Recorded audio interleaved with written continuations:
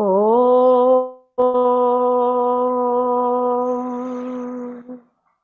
सहना भवतु सहनौ भुनक्तु सह वीर्यं करवावहै तेजस्विनावधीतमस्तु मा विद्विषावहै ॐ शान्ति शान्ति शान्तिः। शिवसमारम्भां शङ्कराचार्यमध्यमाम् अस्मदाचार्यपर्यन्तां वन्दे गुरुपरम्परां श्रुतिस्मृतिपुराणानाम् आलयं करुणालयं नमामि भगवत्पादं शङ्करं लोकशङ्करम् शङ्करं शङ्कराचार्यं केशवं बादरायणं सूत्रभाष्यकृतौ वन्दे भगवन्तौ पुनः पुनः समस्तजनकल्याणे निरतं करुणामयं नमामि चिन्मयं देवं सद्गुरुं ब्रह्मविद्वरम् Sadgurum Brahmavidvaram. Okay, thank you. Om Shri Chinmaya Sadgurave Namaha. Hari Om. On behalf of the study group of Mangalore Chinmaya Mission, it gives me great pleasure to welcome our Puja Guru Swami Aparajitananda ji for this most eagerly waited question answer sessions. As all of us follow him regularly, see him in YouTube discourses and all, I don't think he needs any introduction. All of us are his shishyas. I welcome him and I welcome all of you who have gathered eagerly now for this session. Without wasting much time, let me directly start the session.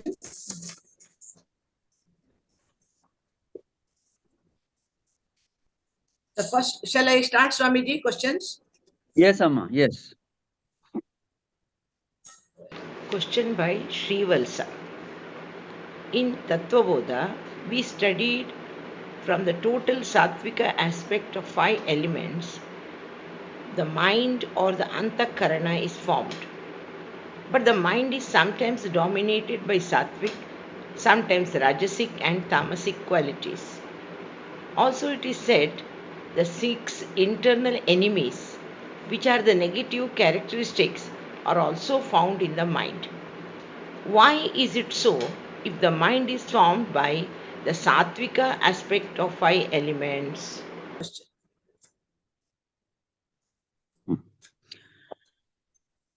So, Amma, if I understand correctly, your question is that which is born out of sattva, how can it have rajasic and tamasic elements?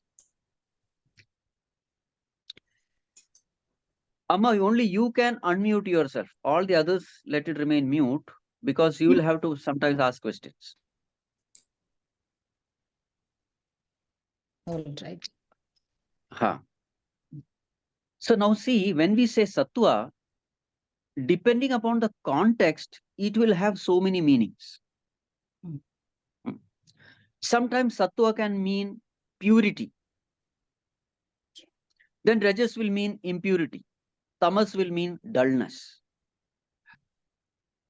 Sometimes sattva can mean knowing principle. Yeah. Knowing, jnana shakti or ichha shakti. Sattva can mean jnana shakti or ichha shakti. Knowing, desiring. Then rajas will mean kriya shakti. The power of action, acting principle, doing principle. Then tamas will mean dravya shakti, meaning just existing. So in this nature, if you see, all these 3 principles are there. There is knowing, there is doing, and there is just existing. For example, a stone, it is just existing.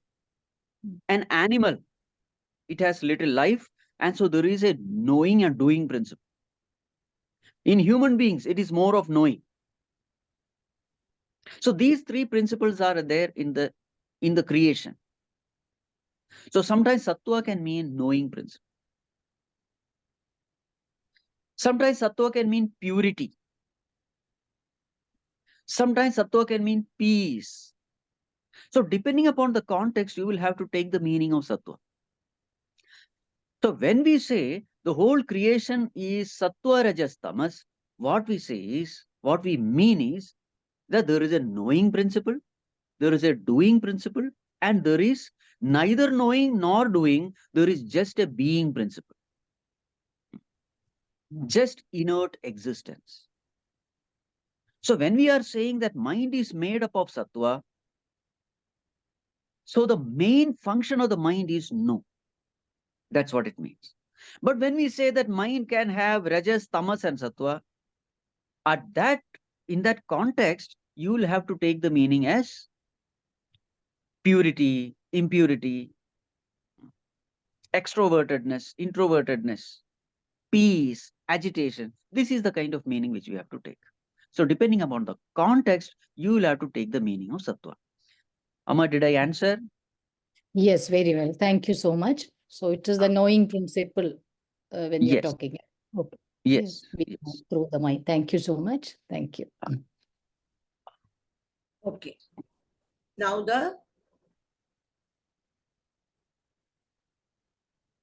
second question. Huh. This is from Asmita. Intellectually, I am very convinced that I am nothing, he is everything. I can do nothing, he can do anything. I have nothing, everything belongs to him. And I know nothing, and he knows everything. But I still experience my stubborn mind loudly saying, I am something. Please guide. So here we understand the importance of nididhyasana. So Shravanam is over. Yes. Mananam is also over. I am thoroughly convinced that I am nothing. But then my habitual mind is again and again arrogating itself that I am a somebody. I am something. I achieved it. Because of me, something happened. Because of my effort, things happen. Now, this is because of the habitual error which we have practiced in so many lives. So therefore, what is necessary now? Shravanam stage is over, Mananam stage is over. Now the stage is what is called as Nididhyasanam. And it will take a long time. It is not easy. That habitual error has to go. In few years of sadhana, nothing is going to happen. So many births we have been, making this error. So it is a deep-rooted habit which has been formed. So therefore, effort has to be done to get rid of this. But it will definitely go over a period of time. And in fact, it is going also. We are not aware that it is going. So when we ask this question, how I was in the past and how I am after entering into spirituality. So very clearly we see a huge difference in our life. That difference itself shows that this ignorance is slowly getting, erased. So therefore, nothing to worry. Just go on doing sadhana, holding on to God. Everything will happen in time. And one more thing I will tell you, the process becomes faster with suffering. So therefore, Bhagavan will give measured dose of suffering to every one of us. The physical suffering, emotional suffering, intellectual suffering, because only through suffering we become humble. This feeling of I am nothing deeply comes only during suffering. So there will be so many situations in life we will be made absolutely helpless. This is the only way to puncture ego. So Bhagavan, out of his infinite love, will be giving us suffering, which we can handle, so that we will hold on to him and go through this suffering, so that this process of purification becomes faster. So let us patiently keep on striving in this path. Amma, is it answered? Yes, Hari Om Swamiji. Perfect. Ah, Thank right. you. Hari Om. Thank you. it is, it is assuring to us also, because all of us are in the same boat. So when you say, okay, suffering come, you have to, it rings a bell in the heart. Okay, next is from Geetanjali, Mumbai. What is the difference between Aham Grahopasana, which I heard in Ishavasya Upanishad, and Aham Brahmasmi meditation? Amma, you are here? Yes, Swamiji. You see, first of all, we have to understand what is upasana. Upasana means it is a mental activity where you are imagining with your mind certain qualities of the Lord upon a form. So that is called as upasana. So generally what we have is what is called as a pratikopasana. So there is a symbol there, and in that symbol, so there is an idol there, and you are imagining the concept of God. So then that becomes, upasana. Upasana is all about imagination of mind. There is a symbol, there is an idol, there is a form. Upon that form, you imagine God. Then that is called as upasana. So it is all mental activity. So now, this seeker has studied that this aham is none other than God. Aham Brahmasmi. So now when he looks at this aham I, he is not seeing any God there. He is only seeing jiva there. He is only seeing the ego there. But then he has studied from the scripture that this I is none other than God himself. So though he is seeing ego, he is looking at that ego as the Lord himself. There's an imagination done. So here he doesn't experience anything. He is not experiencing this I as Brahman. He is only projecting Brahman upon this I. So this is called as ahangraha upasana. Aham graha upasana. Graha, holding on to. Holding on to aham, you are doing this upasana. What is the upasana you are doing?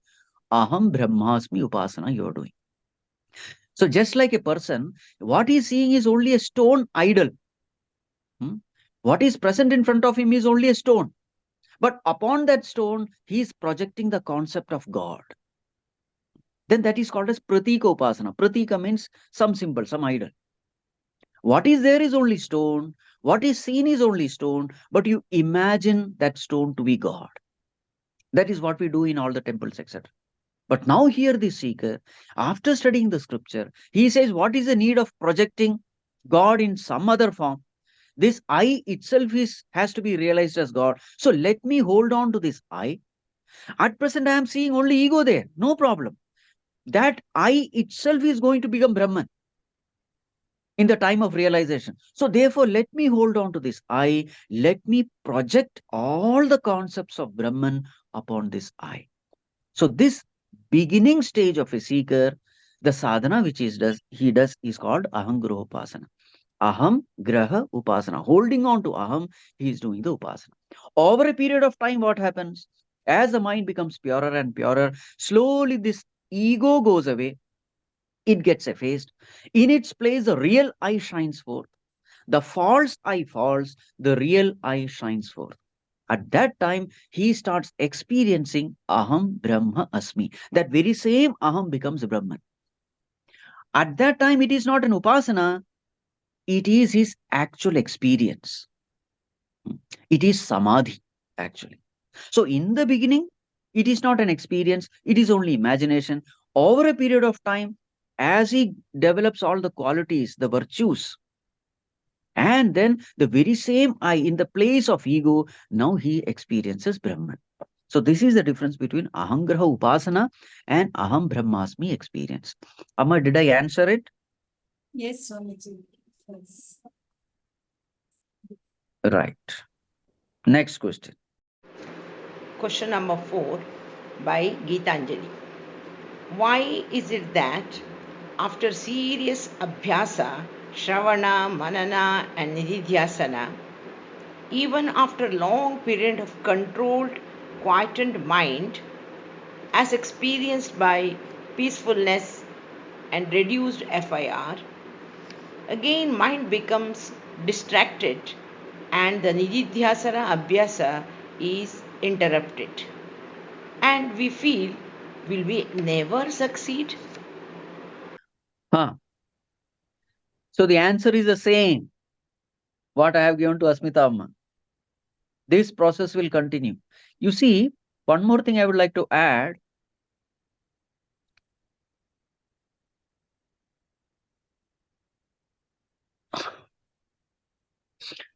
One thing I would like to add is this: any amount of self-effort is not going to take us to the ultimate.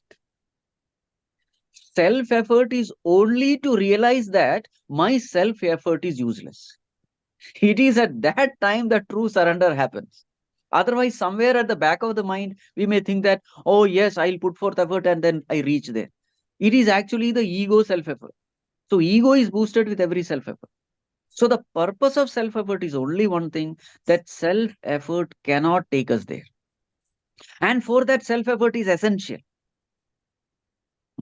Because the intellect has to get convinced that I cannot do anything.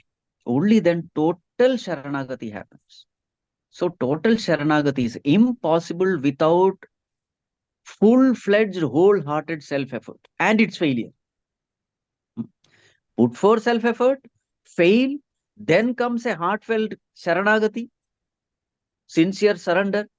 And from that Saranagati comes God's grace. And with that God's grace, you achieve the ultimate. So there is a process. So self-effort is absolute. So in the beginning, anyway, self-effort is useless. So I will not put for self-effort. Then it will not work. Ego's puncturing happens only with self-effort and the failure of that self-effort. And with that puncturing of the ego, with that sincerely invoking the grace of the Lord from the depth of the heart, Punarapi jananam, punarapi maranam, punarapi janani jathare shairam. Iha samsare bahu dustare. Bhagavan, I am not able to cross over this samsar. Kripaya apare pahi morare, pahi, O Lord, save me. I cannot swim and cross over this ocean of samsar with my own effort. So your grace is absolutely essential. So when that prayer comes from the depth of our heart, with total surrender, that is the time when grace of the God descends, and that's when realization happens. So we have to keep on putting forth effort. Amma answered? Yes, Swamiji. Okay, next one. Here, question number 6 now I'm going, not fifth one, the sixth one. Huh. Again by Gitanjali. Hmm. What is the state when we are in meditation abhyas called, like a jnani state during meditation is samadhi, or beyond all three states, turiya?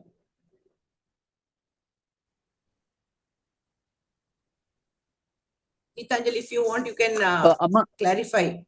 can you elaborate the question? Yes, what I meant is like now Jnani state we know, and we also know that Jagrat Avastha is defined like when we are not experiencing the world through our senses. So like in Nididhyasana Abhyas now we are at least trying to shut out the world. We are not utilizing our sense organs. So then is it called waking state? Is there a name for this state when we are doing Nididhyasana Abhyas? We are not talking about the one who has realized that Turiya state. So in that state, what are you experiencing in that Nididhyasana state?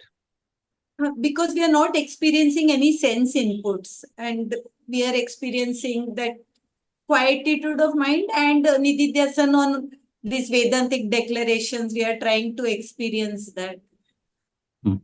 See, there can be infinite number of states by permutations and combinations. There can be infinite number, not just Jagrat, Swapna, Sushupti. There are combination of that also. For example, when a person is just transcending dream and entering into waking, there is a mixture of both. A little bit you are aware of waking also, little bit you are aware of the dream also. There are so many transition states available. In the same way, when you are coming from deep sleep to waking state, there is a transition state. So in this way, there are infinite number of states. Broadly, there are these 3 states and the 4th state, Turiya. Okay. Now, one more thing we have to understand. See, these states are, let us not think that this Turiya state is something where the world is not experienced, that alone is the ultimate knowledge. No, no, no. The most important thing which we are focusing is upon understanding. This state is nothing but a state of understanding, not a state of unique experience. Very many times people have this wrong notion that, that spirituality is all about unique experience, unearthly experience, something different. Spirituality is not talking about some unique experience. Let us be very clear about this. Spirituality talks about right understanding. So what is the right understanding? The right understanding is I am consciousness. And all other things are just states of mind. And since mind is an illusion, every state is also an illusion. So the waking state, that is also a state of mind. Dream state, that is also a state of mind. Deep sleep, that is also a state of mind. These are all different states of mind. And since mind is an illusion, so all the states of mind are also an illusion alone. Then what is the reality? Consciousness is the reality. This understanding is what spirituality gives. So all the sadhana is nothing but making this understanding firm. Sadhana is not to enter into nirvikalpa samadhi, where I am not experiencing any world. Many times people mistake this, They think that if I don't get nirvikalpa samadhi, then my spirituality is imperfect. No, no, no, it's not like that. Nirvikalpa samadhi is a particular state. A state where mind is completely absorbed in the self, and therefore the world is not experienced. Another state is called savikalpa samadhi, where mind is interacting with the world. Triputi is experience. The experiencer, the experienced, and the experiencing is going on. The triputi. That is called a savikalpa samadhi. Vikalpa means division. So don't say that a jnani during savikalpa samadhi is inferior. No, no, no. His understanding continues. Whether the mind is active or inactive, it really doesn't matter. Once you have understood that the mind is an illusion, it really doesn't matter whether the mind exists or it doesn't exist.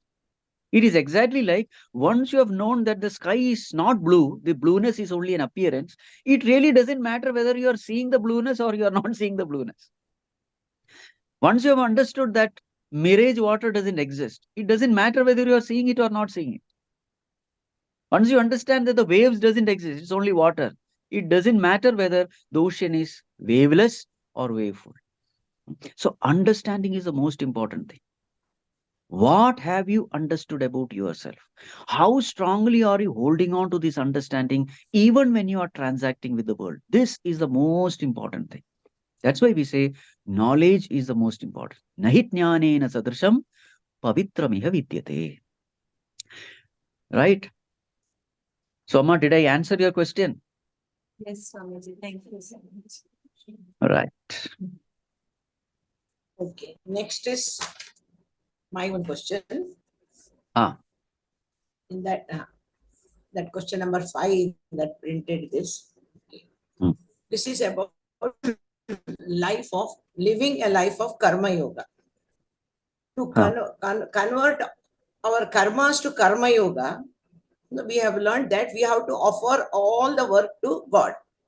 Ishvara samarpana buddhi. Okay. This is practically how to live that. My question is, from morning to night, we do so many actions. All our nitya karmas, like, looking after the family, children, elders, or cooking or cleaning, all actions. Okay, many times we go for a walk, or so many actions we take, exercise, relatives come, friends come, we talk, all this. So in all such actions, we are supposed to offer it to God. So how to do that? Or is it enough to say in the morning, early, as soon as you get, God, today all my actions I'm offering to you, please guide me? Is it, or every action, whatever action we have to offer, how practically how to offer it to God? Because so many times it's not possible to remember every time to tell that. Yes. See, offering it to God means, again, the same answer which I had given just now. It is an understanding. So even when you are doing everything, at the back of the mind, the understanding is very clear. Life is given by God. Abilities are given by God. Resources are given by God. Everything is happening because of God. Sense organs are functioning because of God. This understanding at the back of the mind is called offering unto the Lord. Offering is not that you are giving something to God. That is not. Offering is nothing but an understanding at the back that without God, nothing is possible. This understanding is actually the spirit of Karma Yoga. But in the beginning, yes, you may do some prayer because you know that once you enter into the world, you will be completely sucked into it, absorbed into it to such an extent that you will not be remembering God. So for the beginners, we suggest this. In the beginning, you offer it to God. In the end, again, you remember God. But actual Karma Yoga is this. Even when you are performing action, at the back of the mind, you are very clear that everything is happening because of His grace and I am not at all in the picture. This is actual Karma Yoga spirit. So now and then we can remember God. God, because many times what happens is when you are entering into that field of action, in the thick of the activity, many times we completely forget this reality and get totally involved. That is how in the beginning stages it happens. But at least after work, you remember God. That's how you begin. But slowly, this Karma Yoga has to become something which is constantly happening at the back of the mind. Tasma sarveshu kaleshu mamanusmara yudhyacha. That's what Bhagavan says. Sarveshu kaleshu mamanusmara yudhya. Mamanusmara yudhya. Perform your duty, remember me. Perform your duty, remember me. Meaning what? It should happen simultaneously. Just like the wave. Even as you are seeing the wave, at the back of the mind, you are very clear that it is nothing but water. Even when you are handling the gold ornaments, at the back of the mind, you know that you are handling gold, not the ornaments. So even when you are handling the world, at the back of the mind, you are clear that you are dealing with God alone. Everything is God alone. There is nothing other than God. This understanding at the back of the mind is what is Karma Yoga.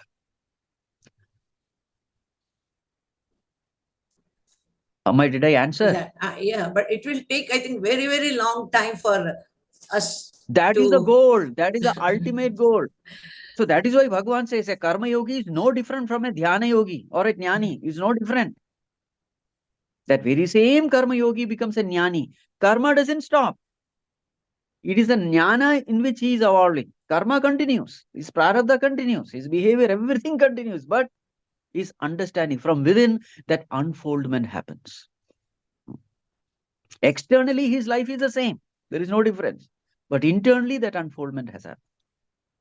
Okay.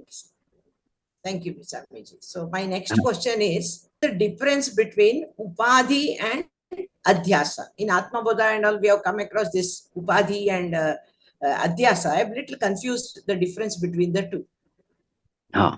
See, Upadhi is that entity. It is that entity which conditions or limits the infinite. So, let us say, to put it as an what you call definition, that entity B, that limited entity B, which conditions the unlimited entity A, is called Upadhi. I'll give an example. Space is infinite. So that is entity A. Pot is finite. That is entity B. So here, pot is called as upadhi. Why pot is called as upadhi? Because as though, that term has to be used, as though the pot is limiting the space. The infinite space is as though limited, as though conditioned by this pot. So now the pot space feel that, oh, I am restricted within this pot alone. Actually, the space is not restricted within the pot, but that pot space feels so. I am inside this pot alone. Actually, it is infinite, but it feels that it is finite. Really speaking, pot is not doing anything. In fact, pot is inside the space. But the pot space, because of this wrong notion that it is inside the pot, feels that I am inside. So this pot is called as upadhi. So the conditioning entity is called as upadhi. Limiting entity. Is that clear? Yeah, like our body. Exactly. Body Yes, is in a spirituality, upadhi. yes, consciousness is infinite. I am that infinite consciousness, but now I feel I am limited within this body. So the body becomes upadhi. That entity, because of which I feel limited. That is called as upadhi. Right? Okay. Adhyasa. Next. Adhyasa means superimposition. Again, superimposition is that phenomena by which entity A, real entity A, is misunderstood as unreal entity B. For example, rope and snake. So we say, what is this? There is a phenomena happening. What is there is only rope, but I am seeing snake. So we say the snake is superimposed upon rope. Adhyasa. It's again a wrong notion. What is there is something else. What I am seeing is something else. I am seeing an unreal thing upon a real thing in such a way that real thing is not seen, unreal thing is projected. So rope snake example is the one. So here what is happening? What I am is infinite self, but what I am seeing is the finite ego. When I look at myself, what am I seeing? I am the ego. I am the BMI. Actually, that doesn't exist. What exists is infinite consciousness. Infinite consciousness is not seen. The finite ego is seen. So this is called as adhyasa. So these are the different ways in which our wrong notions are explained to us. But both are related only, that means, no? Even See, for upadhi, different See, so many different examples are given to make us understand our wrong notion. Both are wrong notions. So different examples are given. Sometimes we have Pratibimbavada. This is called as Avachedavada. So different examples are given to make us understand our wrong notion. no, can we Both are say, nothing but no, can we say this BMI is adhyasa? Upadhi, I understood. Can we say that is also superimposition, BMI? Yes, you can say that. Adhyasa means superimposition. Something else is there, you are seeing something else there. Yes. So that also can be used, Yes, yes. I just wanted to ask, so that means adhyasa is that notion. Yes. Notion. Yes. Wrong notion. Wrong notion. Wrong. That notion that we are the body-mind complex. That's Yes. wrong in that example. When you are looking at yourself, when you are paying attention to yourself, you are not seeing the real thing. You are seeing an unreal, illusory thing, and that you believe is true. This wrong notion is called adhyasa. So upadhi will be the tools as we take that tools. Body mind is you can call it as upadhi, but that notion of seeing that body mind intellect as the this thing, that is called adhyasa. So that is the upadhi versus. Adhyasa means superimposition. Okay, thank you. Upadhi means conditioning. Okay. Okay, thank you. Swamiji, one more, this is just one meaning of that Guru Stotra. No, I always, when I chant this, with the meaning I chant. But in this particular, this I told, that Chaitanya Shashvata Shanto Vyumatito Niranjanaha Bindunada Kalatita Tasmai. So exact meaning of Bindunada Kalatita is not clear to me. All others are, it's clear. So I just wanted to ask. See, whenever we chant, if you chant with meaning, we enjoy more. Correct. So I was always wondering, what is the meaning of Bindu Nada Kalatita? So just see, Bindu Nada Kalatita means Mayatita in simple way. This Maya or Prakriti has got this property, Bindu Nada Kala. So Bindu Nada Kalatmika Maya, Bindu Nada Kalatmika Prakriti. Now we have to understand what is this Bindu Nada Kala.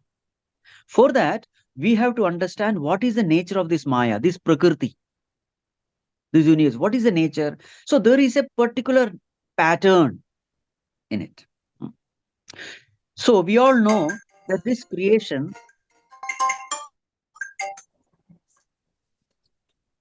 in this creation, we have Srishti, Sthiti, Laya.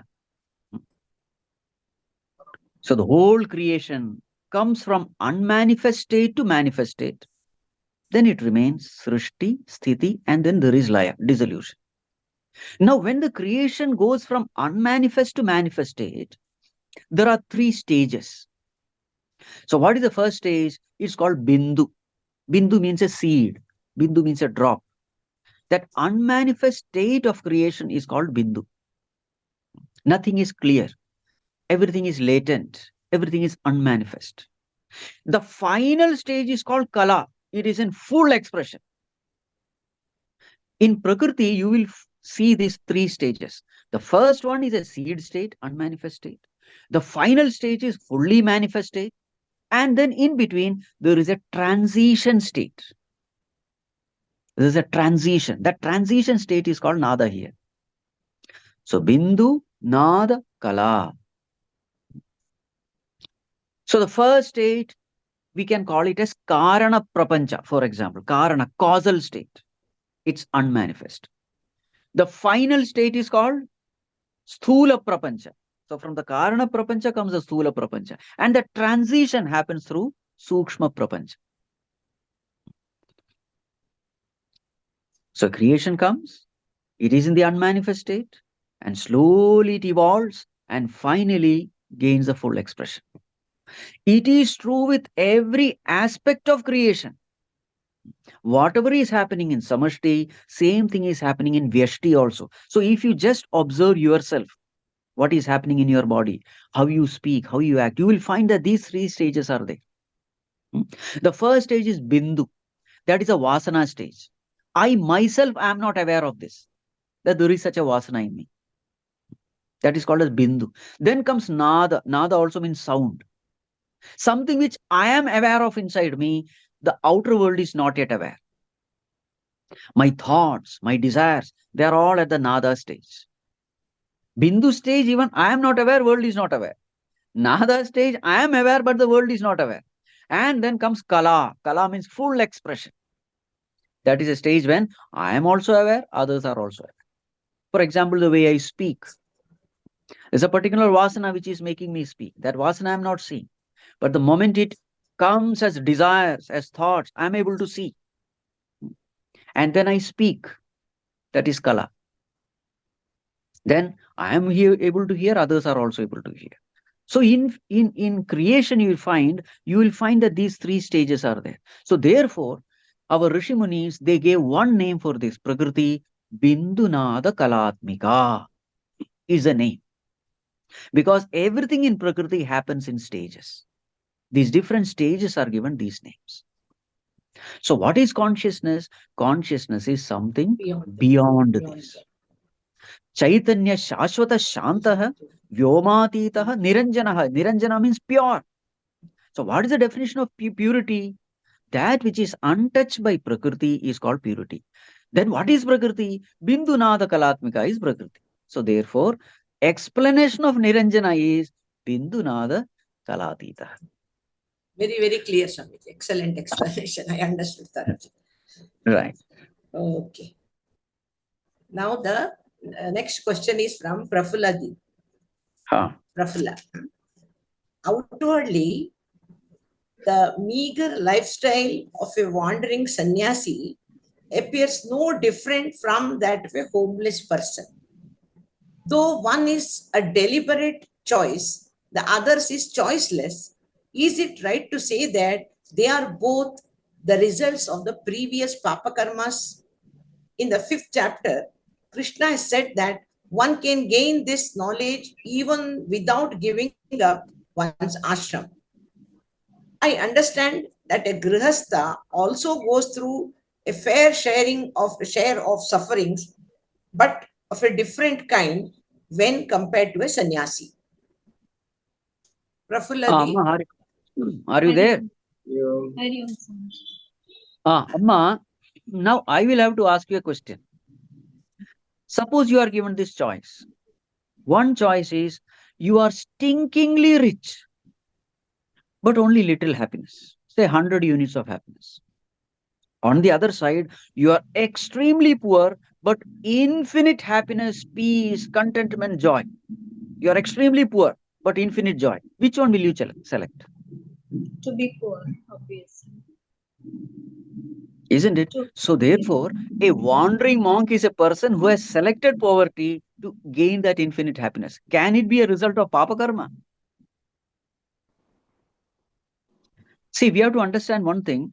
Papa karma phala comes not as an external environment. It comes as a suffering of the mind. Papa karma phala, because of papa karma, the phala comes as a suffering of mind, because we are all living not in the external world. We are living in our own thoughts, in our own mind. So if the mind is miserable, you are in hell. Even though you are in heaven, if the mind is miserable, you are in hell. Because actual experience is the state of mind, is not the outer world. It is possible that you have all luxuries and comforts, and still, if the mind is extremely agitated and miserable, then literally that person is in hell. That is a papa karma phala. So therefore, let us not misunderstand that a person is homeless and wandering and therefore he is suffering. This is our superimposition, adhyasa. It's our imagination. Because I think that if I am homeless, I am miserable. Therefore, this yogi, he is homeless, therefore he is miserable. This is only our superimposition. Actually, it's not miserable. It is our imagination that he is miserable. He is in infinite bliss.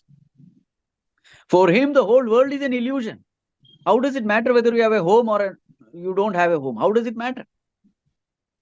To such an extent, forget about home, even when his body is filled with suffering. As far as we are concerned, we clearly see that when the body is suffering, I am suffering.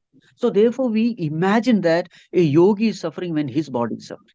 These are all our imaginations born out of wrong notions. So now, to answer your question, is it due to papa karma?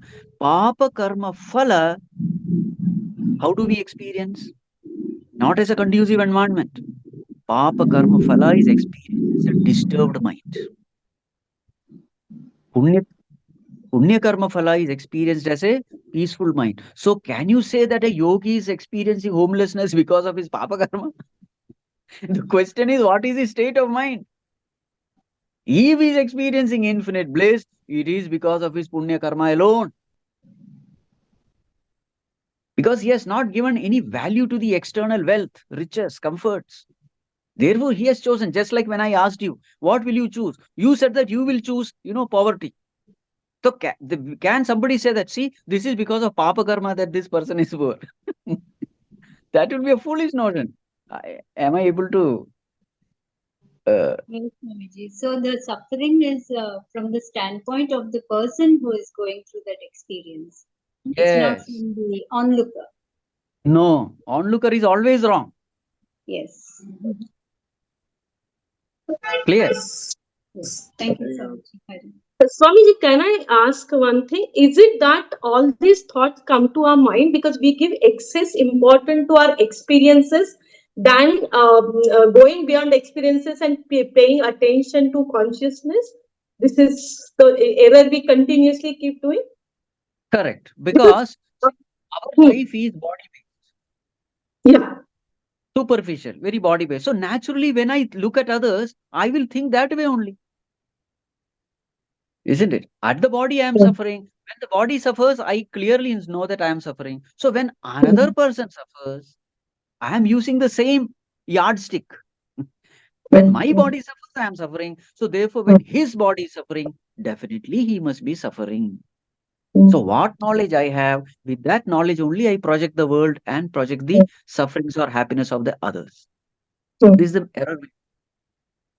And I continuously want in my life only good experiences. I avoid bad experiences. So that tussle of choosing good experiences, instead of giving importance to consciousness, I keep tussling between these experiences. And that's why this error keeps happening again and again. Yes, yes. Okay.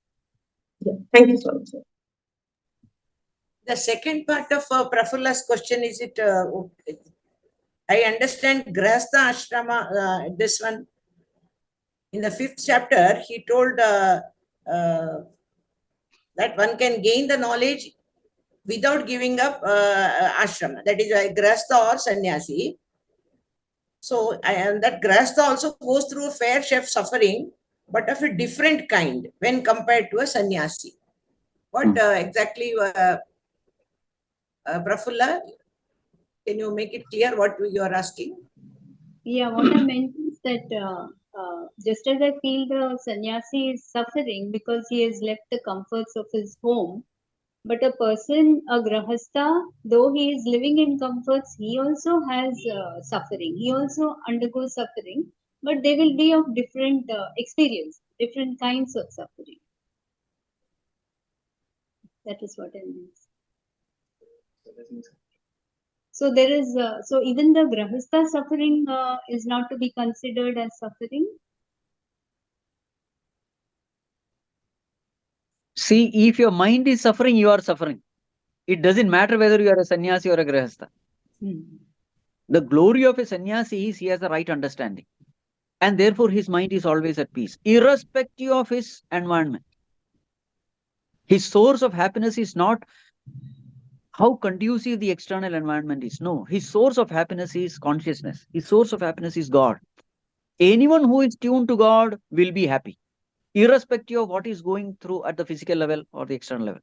So that's why Lord, Jesus Christ, when he was on the cross, what did you say? He's on the cross. He's nailed there, live. Anyone else would have screamed. But what did Jesus say? Oh Lord, forgive them. They don't know what they are doing. See the amount of infinite peace that he is experiencing even when the physical body is suffering. So our suffering has nothing to do with the external world. Our suffering has only to do with the state of our mind.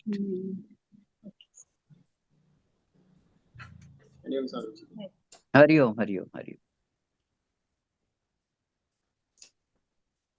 So, with reference to this only, even us, means we have not reached the stage of realization, but even by following this spiritual path, if we are tuned to Bhagavan, we will be able to, that disturbance in the mind will be stopped or can be this, isn't it? Yes.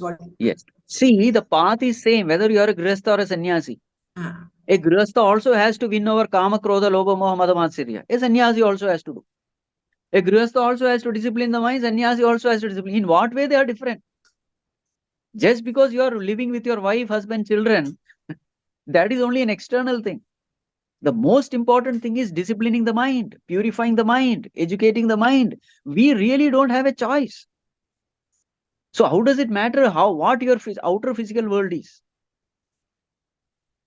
The path is the same for everyone. We have to win over all our negativities. And we have to develop bhakti, vairagya, jnana, etc. Now, next question again from Prafulla Didi. Krishna tells Arjuna, Nimitta matram bhava, because everything is predestined.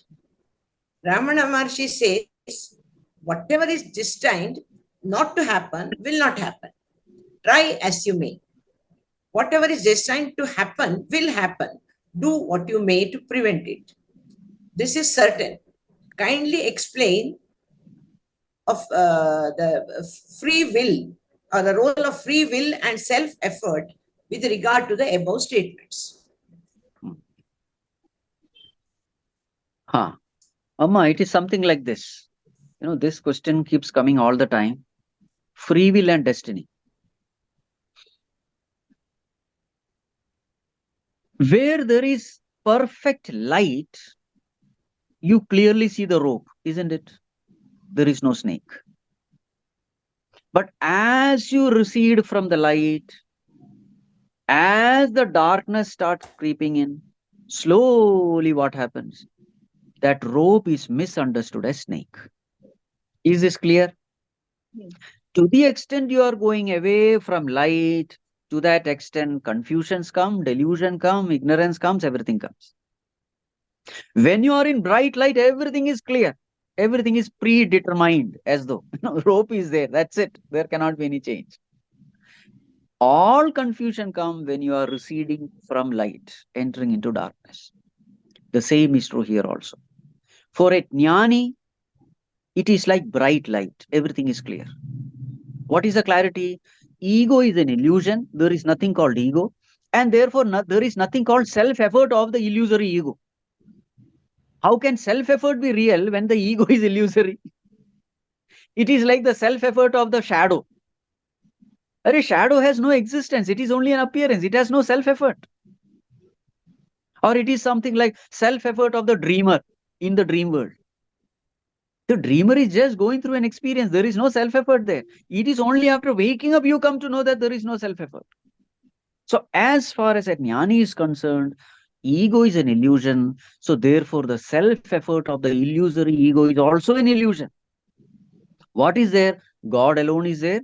Consciousness alone is there. Self alone is there. There is no world also. So this is the state of a jnani. So if you say there is free will, self-effort of whom?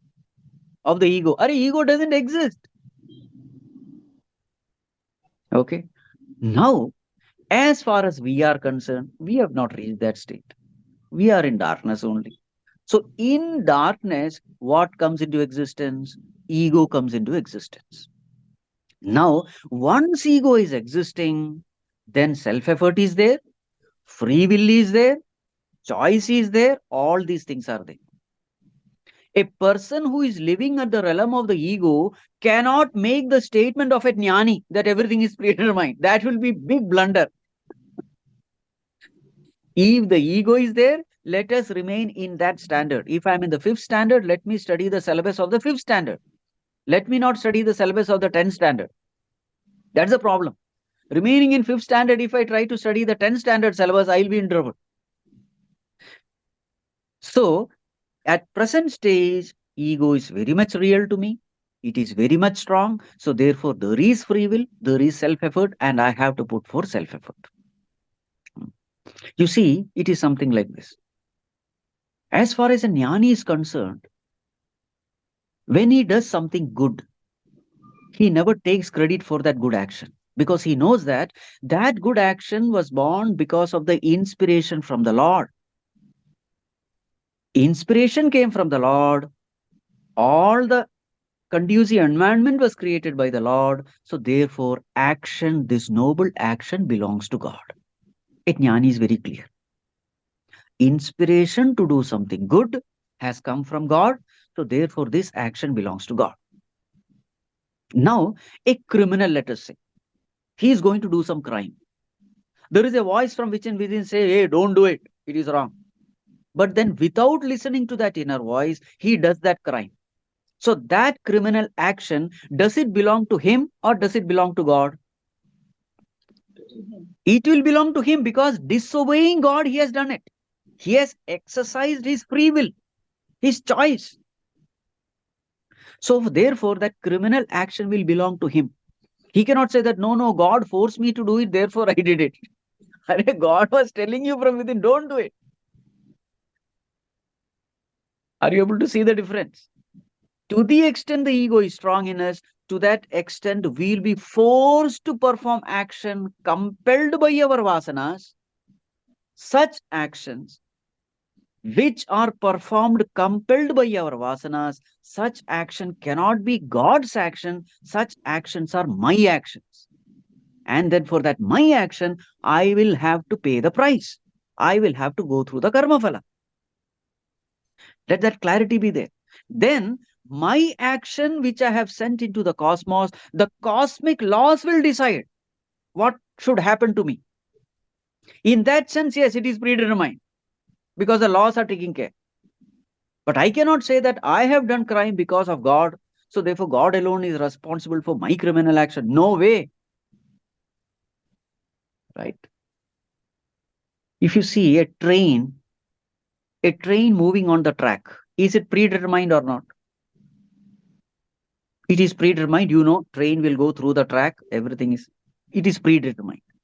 So as long as you are living a righteous life, a dharmic life, tuned to God, everything will be smooth, everything will be predetermined, you will have no problem at all because everything Lord will take care. But the moment the train runs off the track, will it be predetermined? You don't know where the train is going to fall. The mistake is the train has gone off the track. In the same way, when we are going off the track means what? Compelled by our vasanas, not listening to God, disobeying God, forced by our kama, krodha, etc. When we perform action, then you cannot say that it is God's action, it is my own action. Then what will happen? The laws will take care. The point is this: whether free will exists or not, it all depends on where you are. If you are in the presence of light, there is no snake at all. There is only rope. There is only God. Then there is no free will. Because the ego itself is not there. Then where is the question of self-effort, free will, etc.? Everything happens very smoothly in your life. You are inspired from within. Based on your inspiration, you keep on working. And as you are working also, it is all because of Bhagavan's grace that inspiration is there, actions are happening, organs are functioning. There is no sense of doership at all. It just smoothly goes on. But the moment I say that, which God? I am the one who is doing, then everything is in a mess. There is free will, then it is your responsibility to choose the right over the wrong. As far as a jnani is concerned, right and wrong is not there. Only right is there. There is nothing called wrong. And he is never tempted to do the wrong thing also, because vasanas are not there. He will keep on doing the right thing. Are you able to understand, Amma? Yes, Swamiji. Thank you. Thank you. So therefore, free will is there only when the ego is there. And if the ego is there, it is our responsibility to exercise free will in the right way. Otherwise, we will have to pay the price in the form of suffering. This is the whole point. So we use our free will and put self-efforts to rise in the right way, spiritual way. Yes. Should not Yes. allow it. That is the so as long as we have ego, we have to do self-efforts. Yes. Tune to God and in the right way. That will take us in the path. A time will come when there is no more self-effort. If you go on following the path of righteousness, all the vasanas will be exhausted. And a time comes when you are in the right path and there is no self-effort. And literally there is no choice also.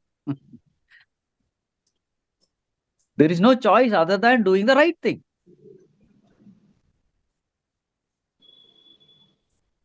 Okay, sir. Yes. Okay. Next, is Satish Dutt there? I see his question. Yeah. So, Pranam Swamiji. Pranam. So my question is that Advaita Vedanta is a two-step process. Like first we need to know our real self as Atma, that I am Atma, not this body and mind and this world. And when I realize my true self, then I come to know about the Brahman, basically the Brahmagyani, where I see everything else is also me only. And then it's a Brahmagyani, the Brahmagyan. So my question was there is a difference of a step, Atmagyan and then Brahmagyan. Or we can directly we can become the Brahmagyani. Brahmagyani, according to me, is that one who sees God everywhere, who sees the self everywhere in everything, in everybody. So that is Brahmagyani. And Atmagyani is that who knows that I am the real self, I am the Atman. I have to still realize that I am in everyone. So that is my question. Is it my understanding is right? So your question is, can Brahmajnan happen without Atmajnan? No, my question is there is two steps process. So if I have the question is exactly you rightly answered that, can I become Brahmagyani without Atmajnana? Yes, this is the question. See, the moment you know yourself, you have known everything. It is something like dream. In the dream, it is not possible to know the illusory nature of dream without knowing yourself. So what is the first step? If you observe, the first step is you are knowing yourself. You disidentify from the dreaming body and you identify with the waking body. The moment you wake up, the moment you know yourself, that very same moment you come to know that the dream world was an illusion. The moment Jiva knows itself, it comes to know the illusory nature of Jagat and illusory nature of Ishvara. Okay. So my related question was that we are all in the process of realizing our true self first. When we realize our true self, at that very moment we can realize that everything is. Yes. The moment you know yourself, you have known everything. Okay. So technically, it is Atmagyan and Brahmagyan is the same. Both are same. Both are the same. Okay. Thank you very much, Swamiji. Thank you very much. Right. It's clear now. Now the next question is by Kirit Patel. Kirit, switch on the video. We attend regular study classes, satsang, and feel as if we have done a lot of hard work in the spiritual path and get bogged there with our ahankar.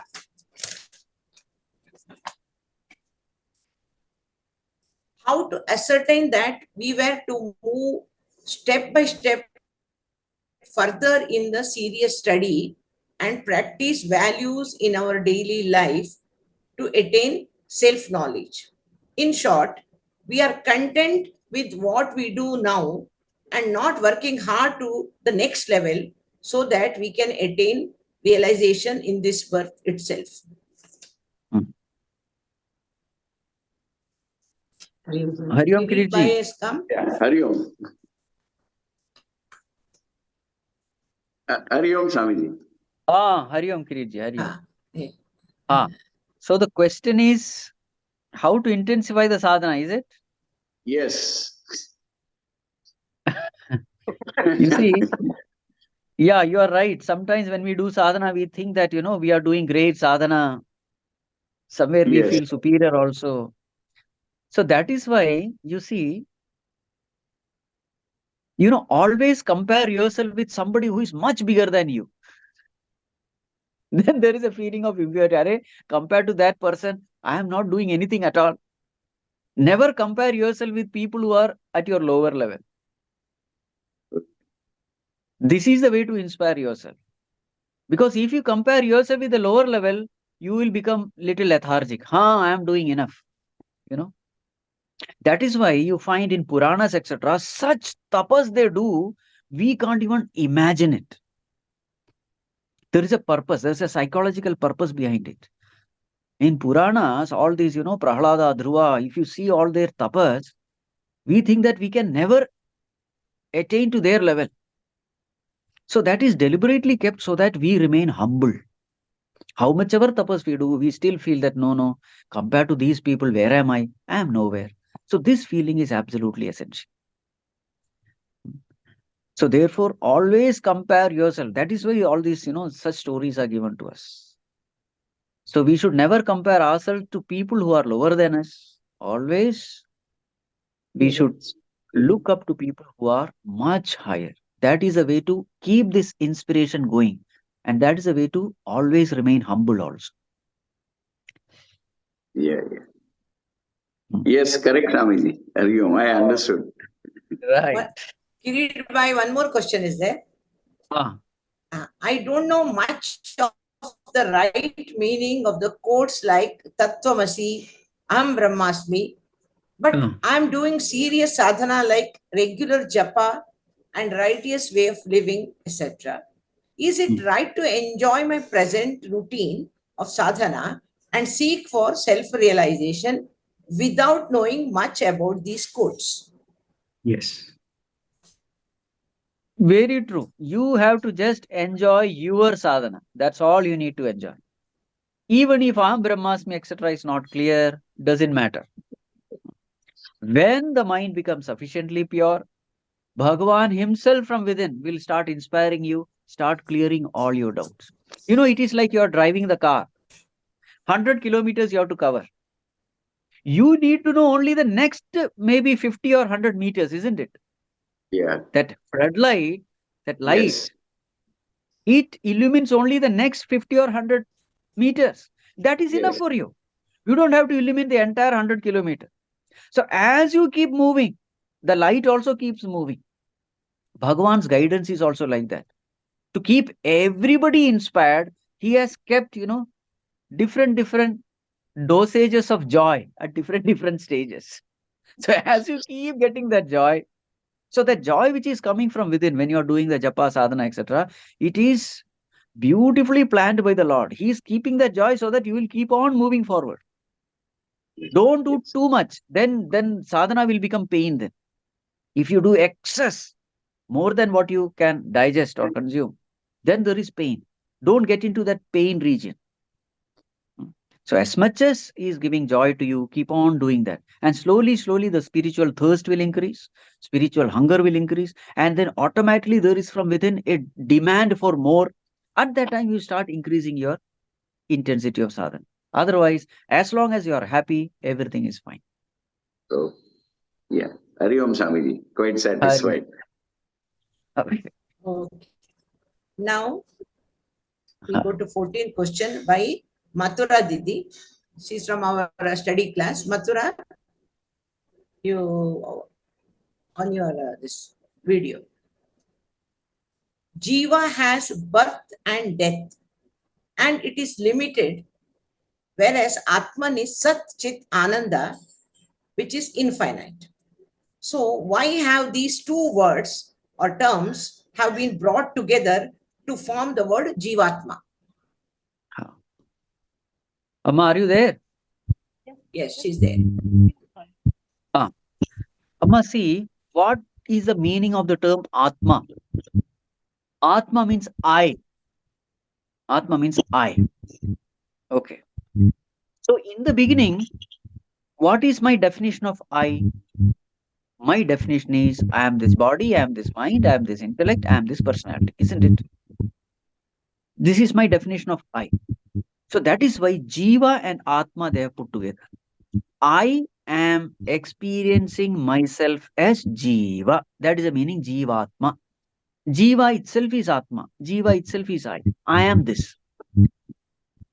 In spirituality, then slowly I evolve. What is the meaning, evolution of spirituality? Right understanding about myself. That is called spirituality. There's a journey. There's a journey from ignorance to knowledge. Knowledge of what? Knowledge of this I. So then, as I evolve spiritually, the very same Atma, the very same I have a clearer understanding, a better understanding, a more evolved understanding. And what is that understanding? That this Atma is not this BMI Jivatma, it is Param Atma, the supreme I. So this is the journey. What is the journey? Knowing I is the journey. Better and better understanding of this I is the journey. So the whole journey is this Atma from Jiva becomes Paramatma. Jivatma to Paramatma is the journey. Throughout this journey, Atma is there because that is what you call the main thing we are trying to know. Everything revolves around Atma. Amma, did I answer your question? Okay. Hari Om. Hari Om. Next question is from Suniti. Suniti, Suniti, you're there? Switch on your video. Hari Om. Her question is, when someone dies, we say that his Atma has left the body. If Atma is said to be all pervading, then how can it leave the body? Please explain in detail. So, Amma, when we say that Atma is leaving the body, what actually leaves the body is the Sukshma Sharira, the subtle body. It is not the Atma. Atma is all pervading. It is not living. So it is the Sukshma Sharira which is leaving the physical body. You see, let me give an example first. So there is this ocean and you have waves. When your attention is upon the waves, what happens to your attention? It starts moving, isn't it? When your attention is upon the waves, it starts moving. In the same way, when your attention is upon the Sukshma Sharira, and when that Sukshma Sharira is nothing but identification with the physical body, when that leaves, you feel that you are also going. When your attention is upon the wave, you start moving along with the wave. But when your attention is upon the water, you remain there itself.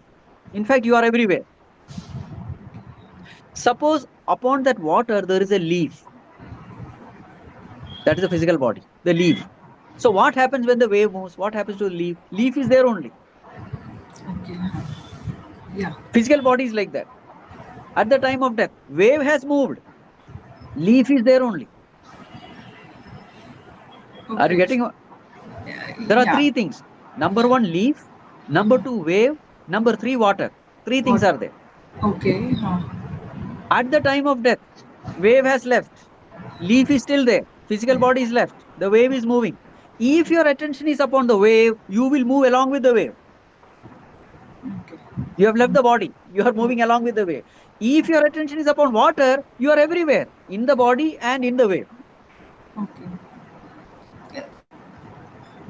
Got it?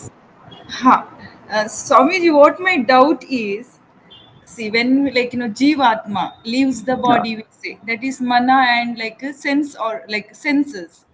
Yes. Then when I am reborn after the death, who is this I? Who is reborn? Is it only that Jivatma? Not Atma is not there in that? Atma is everywhere. See, I am reborn. Atma identified with the body is called Jiva. Now I say I am reborn. According to my karmas in the previous janma, I'll get the karma phala. Correct. So, Atma, where is Atma here? Like, Atma is always, whether you are born or you are not born, Atma is always there as consciousness, awareness. It is always there. Always there. So, Atma is consciousness is same for everybody, we say. Correct. So, that is the witness. Yes. So, for our prarabdha karma and Atma, there is no relationship. Like, what I meant is, like, if Atma is same, then my experience, my karma phalas are different. So my Atma is different from other person's Atma? No. That is my doubt, confusion I have. You see, one example which to make this clear, the example given is Pratibimbavada. One sun, but there are say thousands of reflection.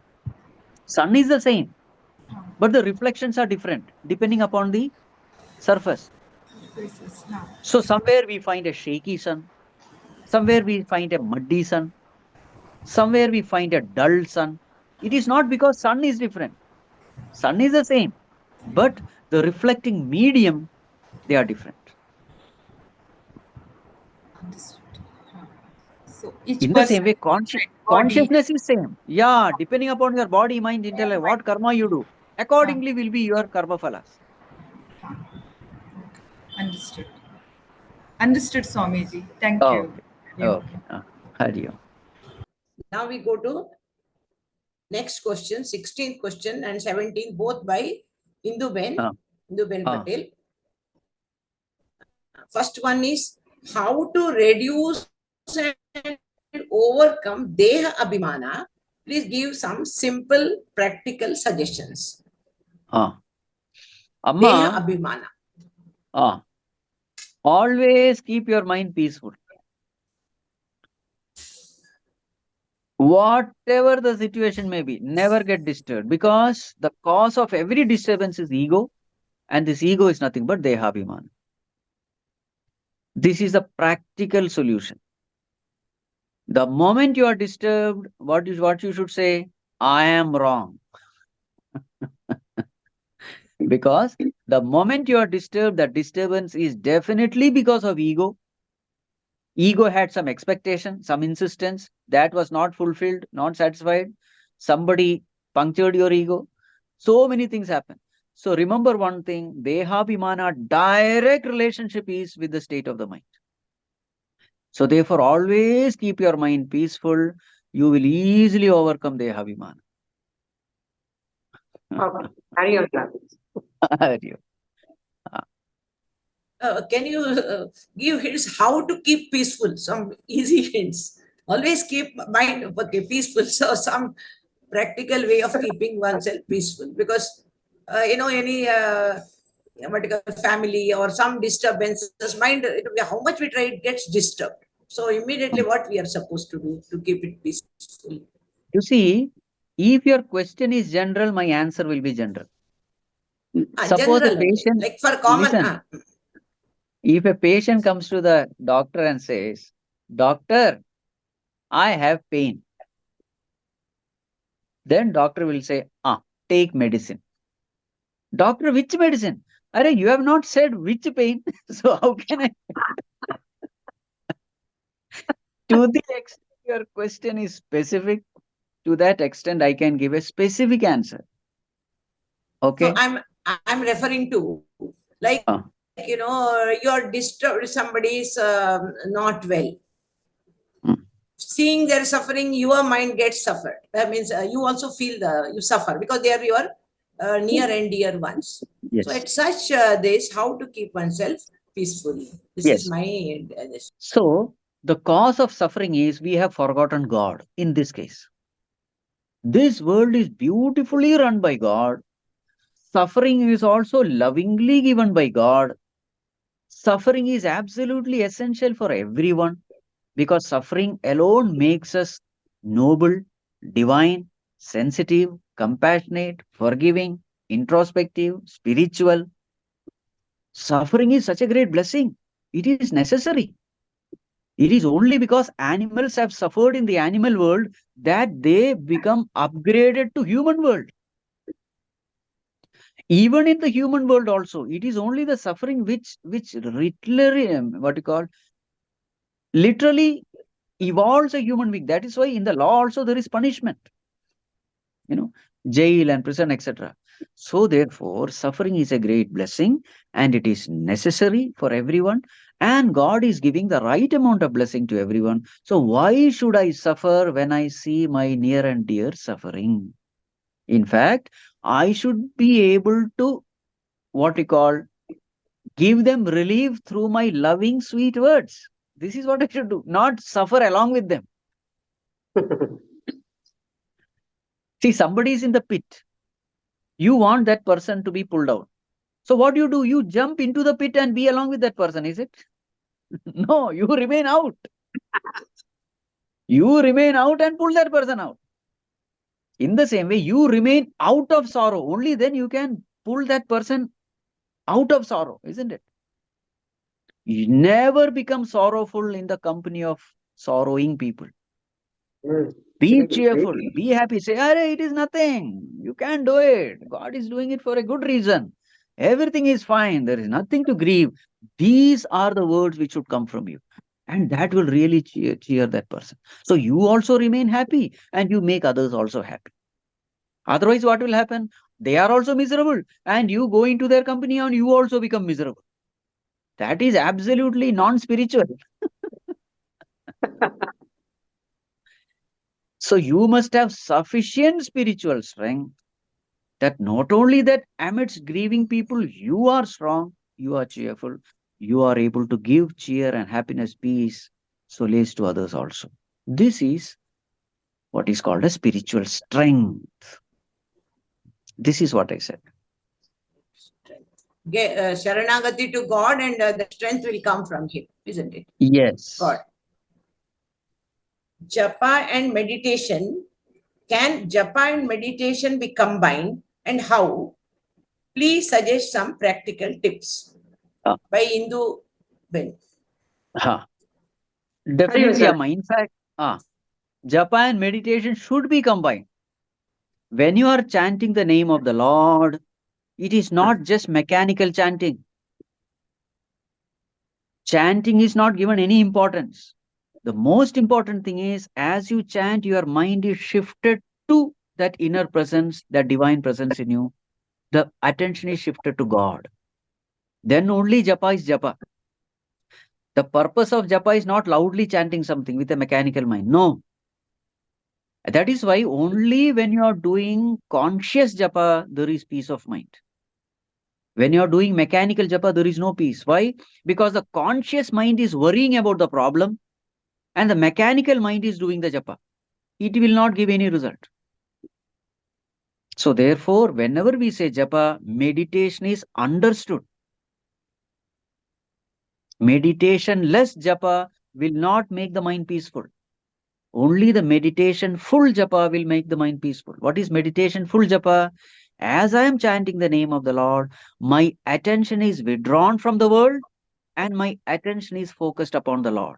If these two things are happening along with japa, then only that japa is truly fruitful, truly beneficial.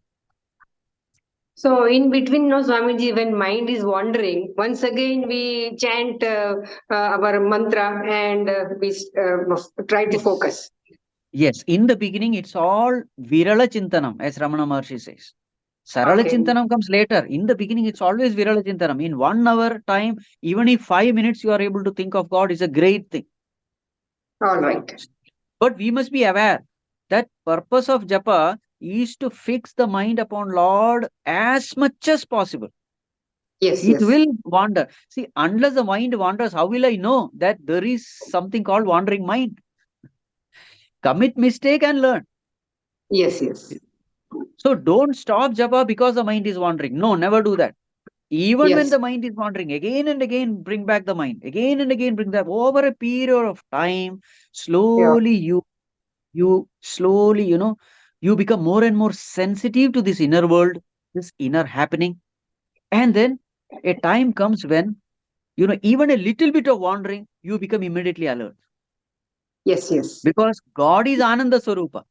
World is Dukkha Swarupa. So the moment the mind goes into the world, you miss the Ananda. You become miserable inside. The moment the misery from within you experience, immediately you become aware that, oh, mind is wandering. Yes. You understand? Yes, yes. The moment there is lack of Ananda, there can be only one reason, mind is wandering. And the moment you realize that mind is wandering, you withdraw the mind and fix it upon the Lord. So this process will keep happening, and over a period of time, you attain mastery. So japa and meditation has to go together. They are always together only. Okay, okay. Thank you so much, Swamiji. Right. So with that, we have come to the last question. Can I ask one question, Swamiji? Swamiji, as per Bhakti Shastra or whatever I have heard from this mantra japa thing, they say if you are chanting that 18 words mantra, then you should be doing that japa for 18 lakhs time in a particular period.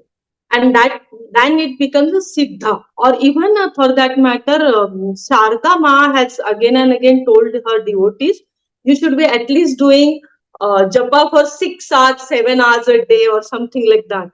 But presently, what I can see for myself, this is very, very, it's not the factual condition. So when you do japa, even for a shorter period of time, that siddhi has not happened. What would it mean for a person like a devotee like me, in a sense? That's what my question is. Amma, If this is the law, that the number of letters, that much crores I must do japa. I don't, something like that. No? Like If that is, something like that. then I will choose Om, one letter.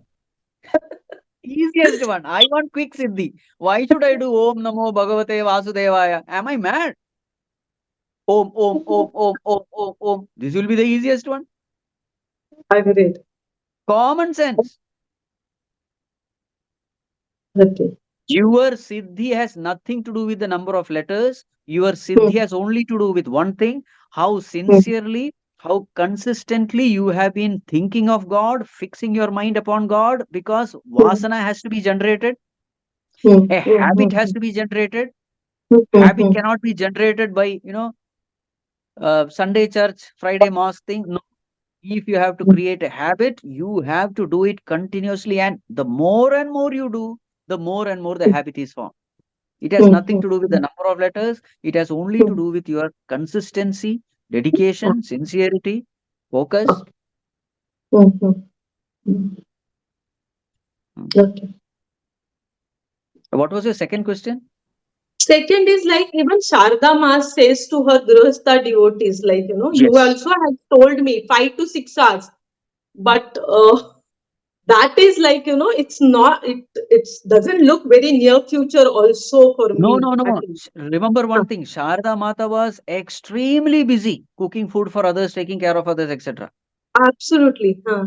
So what was she doing? Even when cooking was going on, she was chanting Bhagwan's name. Oh. That is what she meant. That would also be considered as in that 5 to 6 hours you meant to say. Yes, yes, Okay. yes, yes. Okay, then this sounds practical. Okay.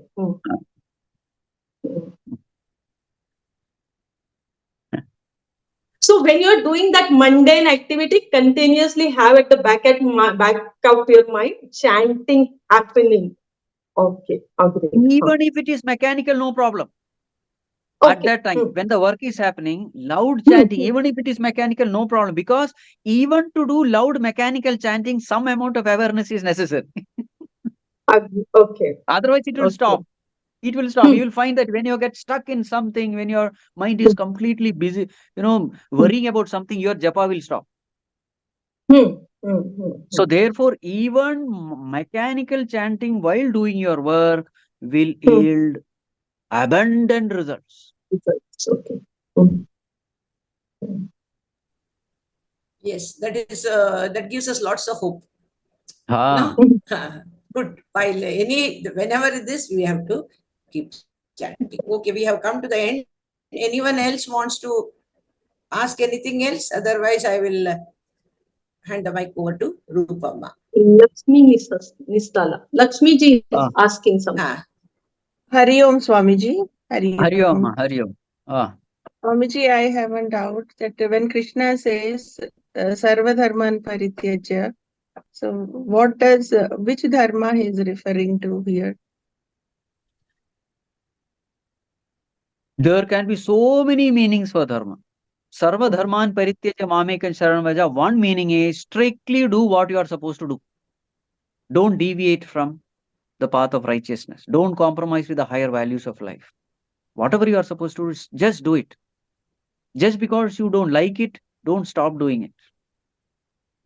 Or there are certain things which you are not supposed to do, which is wrong. Then don't do it. That is called as sharanam. Okay. And another question is, become a teenager boys. So what is my duty as a mother? How should I initiate them into spirituality, or how should I tell them if they are not interested and they're very much materialistic? Should I leave it that when the time will come they will understand, or should I pursue them?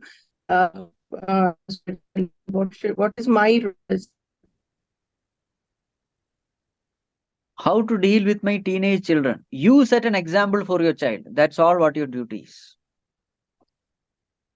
As you keep evolving spirituality, you cannot but influence others who are with you in the path of spirituality. You become a role model for your children. Because any spiritual person becomes peaceful, cheerful, happy, inspiring, dynamic. So when such a personality is there in my life, because of spirituality, who is, who is, who is far apart from the crowd. So naturally, then such a person becomes my inspiration. So this is what any father or mother has to do.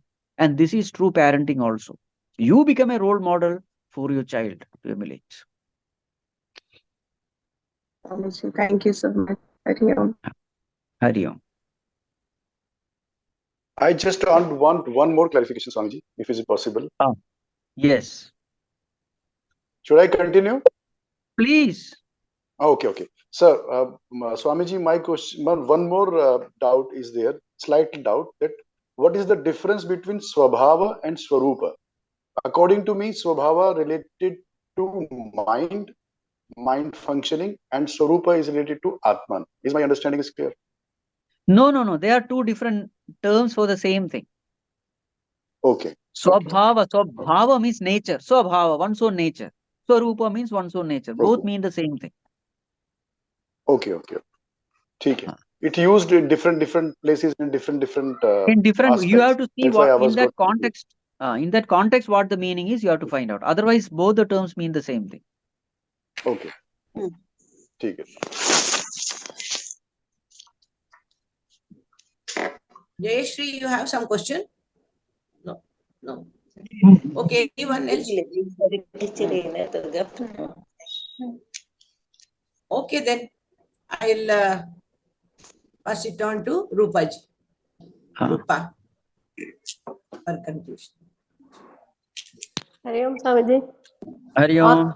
On behalf of all the people present here, my wholehearted, sincere thanks. Okay. Thank you, sir. In Swamiji's busy schedule also, Swamiji spared this much time with us. Yes, 1.5 hours. Yeah. And it is almost 1 hour for 36 minutes. Okay, it must be morning there, correct? Early Yes. morning. Yes. And Thanks a lot. All of us, I am 100% sure, everyone has benefited a lot. Excellent. I hope that in future also we will have such sessions. We always consider you as our guru here, Acharya. So we feel very free to ask any question, no hesitations. So thank you so much.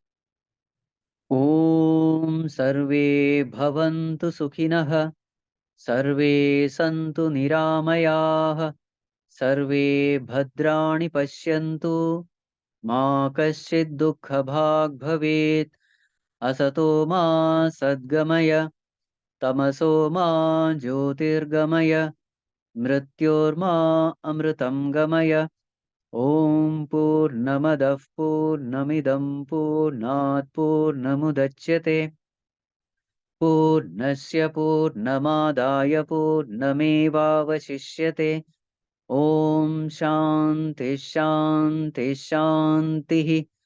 Harihi Om Shri Gurubhyo Namaha. Harihi Om.